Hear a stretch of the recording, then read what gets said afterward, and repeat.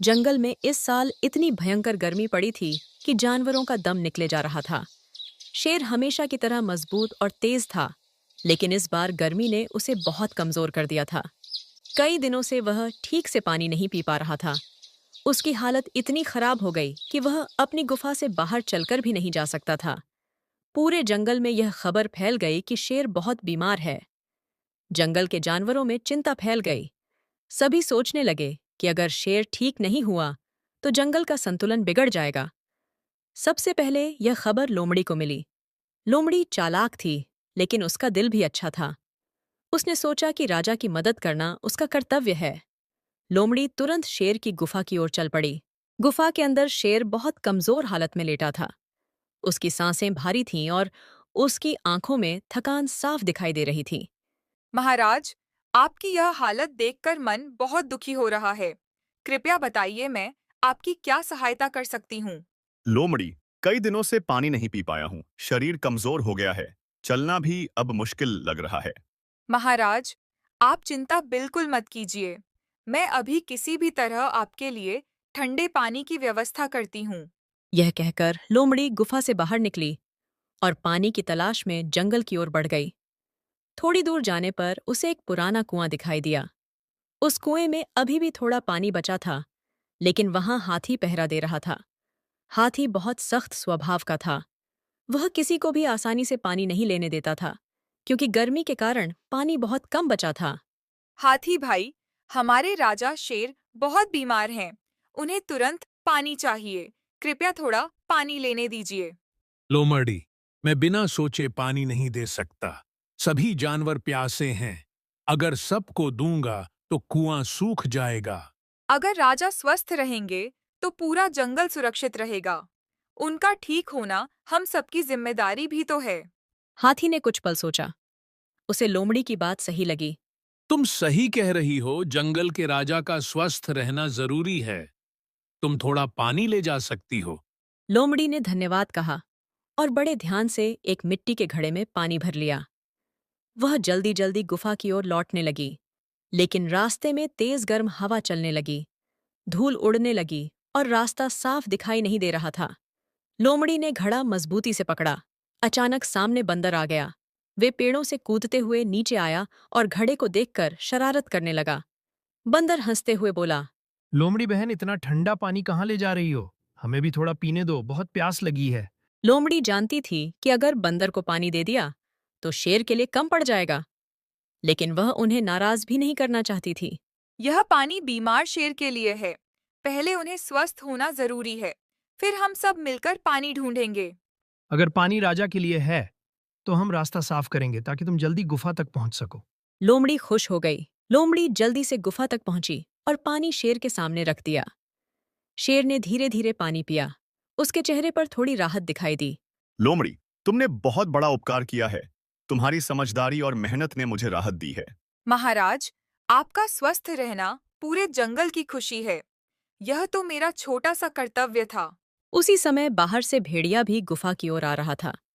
उसे भी शेर की बीमारी की खबर मिल चुकी थी। भेड़िया स्वभाव से तेज और साहसी था। उसने सोचा कि वह भी राजा की मदद करेगा। गुफा में पहुंचकर उसने शेर को कमजोर हालत में देखा। महाराज, आपको इस हाल में देखकर मन बेचैन हो गया। बताइए, मैं आपके लिए क्या कर सकता हूँ। भेड़िया, पानी की बहुत जरूरत है। शरीर साथ नहीं दे रहा, लेकिन लोमड़ी अभी कुछ पानी लाई है। भेड़िया ने लोमड़ी की ओर देखा और सिर हिलाया। एक घड़ा काफी नहीं होगा महाराज। मैं पहाड़ी झरने से साफ पानी लेकर आता हूँ। आप निश्चिंत रहिए। भेड़िया, पहाड़ी झरने तक का रास्ता कठिन है। वहाँ भालू पहरा देता है। सावधानी से जाना। राजा के लिए मुश्किल रास्ते भी आसान हो जाते हैं।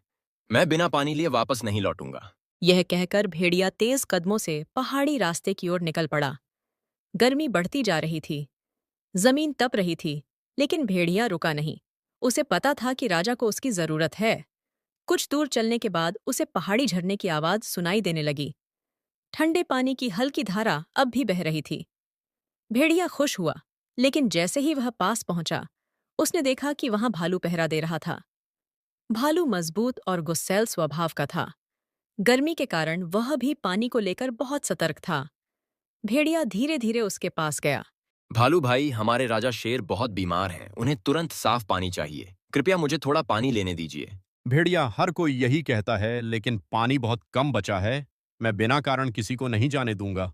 अगर राजा स्वस्थ नहीं रहेंगे तो जंगल में डर और अव्यवस्था फैल जाएगी। उनका ठीक होना हम सबके लिए जरूरी है। भालू कुछ पल चुप रहा। उसे बात सही लगी, लेकिन उसने एक शर्त रखी। ठीक है, अगर तुम मेरे लिए रास्ते में गिरी लकड़ियां हटाने में मदद करोगे तो मैं पानी लेने दूंगा। राजा की सेवा के लिए मैं कोई भी काम करने को तैयार हूँ। चलिए अभी लकड़ियां हटाते हैं। दोनों मिलकर रास्ते की भारी लकड़ियां हटाने लगे। धूप तेज थी, पसीना बह रहा था, लेकिन भेड़िया बिना रुके काम करता रहा।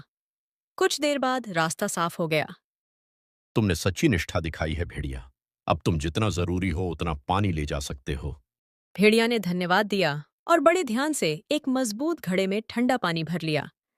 अब वह जल्दी जल्दी गुफा की ओर लौटने लगा, लेकिन वापसी के रास्ते में एक नई मुश्किल उसका इंतजार कर रही थी। रास्ते के बीच में जंगली सुअरों का झुंड खड़ा था। वे मिट्टी में लौट रहे थे और रास्ता पूरी तरह बंद था। भेड़िया ने विनम्रता से कहा, भाइयों, कृपया थोड़ा रास्ता दे दीजिए। यह पानी बीमार शेर के लिए है। मुझे जल्दी पहुंचना है। हम भी इस गर्मी से परेशान हैं। हमें क्यों रास्ता छोड़ना चाहिए? पहले हमारी बात सुनो। भेड़िया रुका। वह झगड़ा नहीं चाहता था। बताइए, मैं आपकी क्या मदद कर सकता हूँ, लेकिन कृपया राजा के लिए यह पानी देर मत होने दीजिए। हमारे बच्चों के लिए कीचड़ वाला गड्ढा सूख गया है। अगर तुम पास की नाली खोल दो तो पानी वहां पहुंच जाएगा। भेड़िया तुरंत तैयार हो गया। उसने अपने पंजों से मिट्टी हटाई, पत्थर खिसकाए और छोटी नाली खोल दी। थोड़ी ही देर में झरने का थोड़ा पानी गड्ढे तक पहुंचने लगा। सुअरों के बच्चे खुशी से उछल पड़े। बड़ा सुअर मुस्कुराया। तुमने हमारी मदद की है। अब हम तुम्हारा रास्ता नहीं रोकेंगे।